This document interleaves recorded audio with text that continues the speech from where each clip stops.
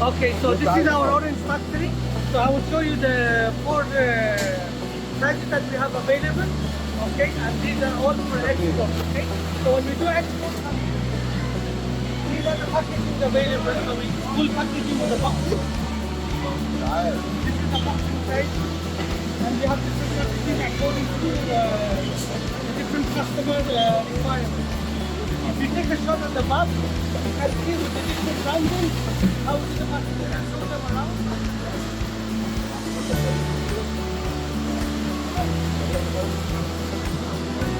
Okay, so this is an order for a customer. So this is 88 in a box. These are the oranges. All the oranges are washed, labeled, and they have different.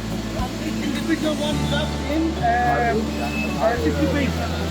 The tissue paper preserves the quality. So this one is 18 a box. If you look at it, 18 a box. Again, this is Valencia, which is used for juicing. This box is 72 in the box, and this is 64 in the box. So these are the sizes, and I'll show you something else also. We have bigger sizes. These are also different kinds of oranges. These are the bigger ones. So if you look at the size comparison, we have all the kinds.